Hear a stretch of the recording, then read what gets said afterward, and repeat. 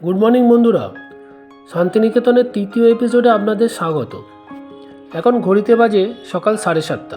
আমরা পায়ে হেঁটে বেরিয়ে পড়লাম বিশ্বভারতী ক্যাম্পাসের দিকে। আগের এপিসোডে আপনাদের দেখিয়েছিলাম শান্তিনিকেতনের সৃজনী শিল্পগ্রাম, সুরুল রাজবাড়ি আর কঙ্কানীতলা মন্দির। আজকে আমরা বিশ্বভারতী ক্যাম্পাস দেখব আর দেখব হচ্ছে সোনাঝুরি হাট। সোনাঝুরি হাট থেকে আমরা সোজা বেরিয়ে পড়ব কলকাতার উদ্দেশ্যে। চলুন।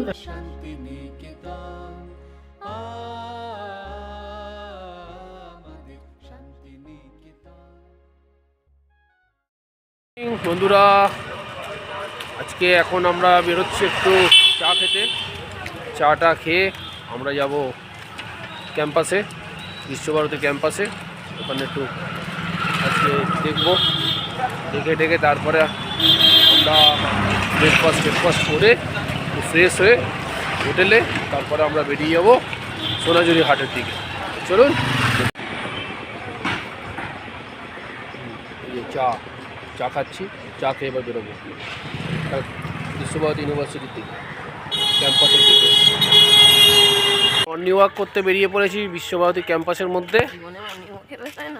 আমরা বেরিয়ে পড়েছি, খুব ভালো লাগছে, বেশ চারদিকে প্রচুর পাখির আওয়াজ শোনা যাচ্ছে আর খুব শান্ত পরিবেশ, একদম প্রচুর গাছপালা রয়েছে চারদিকে, খুব সুন্দর লাগছে। আমরা এই মর্নিং ওয়াক করতে করতে ঘুরে ঘুরে হেঁটে হেঁটে দেখছি, কোনো টোটো ফোটো কোনো কিচ্ছু বুক টুক করিনি, শুধু পায়ে হেঁটেই ক্যাম্পাসটা ঘুরবো। খুব ভালো লাগছে, দারুণ লাগছে। রাস্তাঘাট পুরো ফাঁকা, কেউ কোথাও নেই, আমরা দুজনেই ঘুরে বেড়াচ্ছি।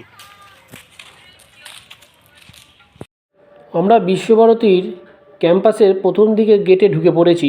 প্রথম দিকে এই গেট দিয়ে সোজা চলে এলে আপনারা দেখতে পাবেন দ্বিজবিরাম বলে একটি জায়গাটি। এখানে রয়েছে ধ্যান কেন্দ্র, পরামর্শ কেন্দ্র এবং যোগব্যায়াম শেখানো হয়। খুব সুন্দর জায়গাটি, আপনারা দেখুন জায়গাটার ভেতরটা খুব সুন্দর সাজানো গোছানো এই জায়গাটি।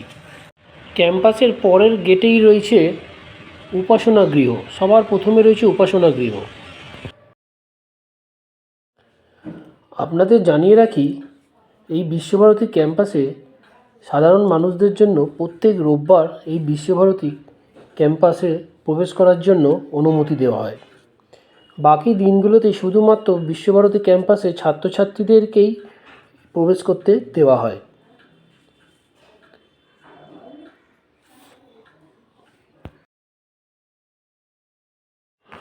উপাসনা গৃহের পাশেই রয়েছে তলধ্বজ বা তাল গাছ। রবীন্দ্রনাথের লেখা এই সেই কবিতাটি, তাল গাছ এক পায়ে দাঁড়িয়ে সব গাছ ছাড়িয়ে উঁকি মারে আকাশে। এই তাল গাছকে কেন্দ্র করেই রবীন্দ্রনাথ ঠাকুর এই কবিতাটি লিখেছিলেন। এই সেই তিন পাহাড় বট গাছ, এটি রবীন্দ্রনাথ ঠাকুরের পিতা মহর্ষি দেবেন্দ্রনাথ ঠাকুর এই বট গাছটি পুঁতেছিলেন। আমাদের প্রিয় সহজপাঠের বইয়ের পাতায় যে বটগাছের ছবিটি আমরা দেখতে পাই, এটাই সেই বটগাছ। এখানে বসেই রবীন্দ্রনাথ ঠাকুর আমাদের পরিচিত, সবার পরিচিত কুমোরপাড়ার গরুর গাড়ি বোঝাই করা কলসি হাঁড়ি, এই কবিতাটি এখানে বসে উনি লিখেছিলেন। এই কবিতাটি 4টে লাইন উনি লিখেছিলেন এই গাছের তলায় বসে, আর বাকিটি লিখেছিলেন বাংলাদেশে। বিশ্বভারতী ক্যাম্পাসের ঠিক উল্টো দিকে রয়েছে মিউজিয়াম। এখানে সাধারণ মানুষদের জন্য 100 টাকা আর বিশ্বভারতী ক্যাম্পাসের ছাত্রছাত্রীদের জন্য 10 টাকার টিকিট কেটে এখানে ঢুকতে হয়। আপনাদের জানিয়ে রাখি, প্রত্যেক বৃহস্পতিবার এই মিউজিয়াম বন্ধ থাকে। এই মিউজিয়ামের ভেতরে কিছু রবীন্দ্রনাথ ঠাকুরের ব্যবহৃত জিনিস রাখা রয়েছে।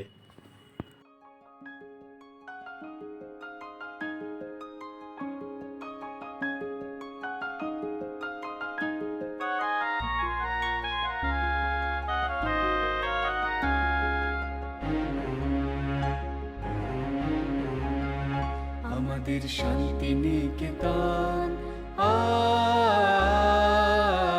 আমাদের শান্তিনিকেতন, সে যে সবতে আপন, আমাদের সবতে আপন, আমাদের শান্তিনিকেতন, আমাদের শান্তিনিকেতন। মিউজিয়ামের ঠিক উল্টো দিকে রয়েছে ছাতিমতলা। 1853 সালে মহর্ষি দেবেন্দ্রনাথ ঠাকুর রবীন্দ্রনাথের বাবা এই ছাতিমতলার গাছের নিচে এসে ধ্যানে বসেছিলেন। সেই থেকে এই জায়গাটির নাম হয় ছাতিমতলা। মহর্ষি দেবেন্দ্রনাথ ঠাকুর শুধু এখানে বসে শুধু মনের শান্তি নয়, তিনি শারীরিক শান্তি ও প্রকৃতিক শান্তি অনুভব করেন। সেই থেকে এই জায়গাটির নাম হয় শান্তিনিকেতন। একটি ছাতিম গাছকে কেন্দ্র করে সারা বিশ্বের প্রতিষ্ঠিত নাম হয় এই শান্তিনিকেতন। বেরিয়ে যাবো সোনাঝুরি হাটের দিকে। চলুন, যেতে যেতে কথা হবে। চলুন। বিশ্বভারতী ক্যাম্পাস ঘুরে আমরা সোজা চলে এলাম হোটেলের দিকে।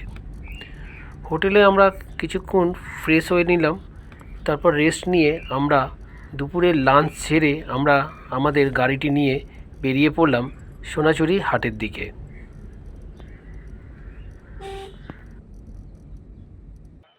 আমরা এখন এসে পৌঁছালাম সোনাঝুরি হাটে। যারা শান্তিনিকেতনে আসবেন তারা সোনাঝুরি হাটে অতি অবশ্যই এসে ঘুরে যাবেন। এখানে নানা রকমের জিনিস আপনারা দেখতে পাবেন। এখানে নানা রকমের জুয়েলার্স, নানা রকমের হাতের কাজের জিনিস, পুতুল, মূর্তি এবং আরও অনেক অনেক অনেক রকম জিনিস এখানে আপনারা পেয়ে যাবেন। এছাড়াও রয়েছে ছোট বড় কুর্তি, মেয়েদের, ছেলেদের পাঞ্জাবি, ছেলেদের গেঞ্জি, জামা, বিভিন্ন রকম হাতের কাজের জিনিস আপনারা এখানে দেখতে পাবেন। এছাড়া আছে বিছানার চাদর, শাড়ি, ব্যাগ, বিভিন্ন রকম। আপনারা অতি অবশ্যই সোনাঝুরি হাটটা মিস করবেন না। শান্তিনিকেতনে এসে অতি অবশ্যই সোনাঝুরি হাটে আপনারা ঘুরে যাবেন। খুব সুন্দর জায়গাটা। আর আপনাদের একটা জানিয়ে রাখি, এই সোনাঝুরি হাট প্রত্যেক বুধবার দিনকে বন্ধ থাকে পরিষ্কার পরিচ্ছন্ন করার জন্য। বাকি সারা সপ্তাহ এই হাট খোলা থাকে। শনিবার রোববার এই দুটো দিন এখানে প্রচুর দোকান দেখতে পাওয়া যায়। আর এখানে অনেক সস্তায় সস্তা আপনি কুর্তি, পাজামা, এগুলো শাড়ি এগুলো পেয়ে যাবেন। বিছানার চাদর অনেক সস্তায়, বিভিন্ন রকম হাতের কাজের জিনিসও আপনারা এখানে পেয়ে যাবেন। খুব সুন্দর এই জায়গা।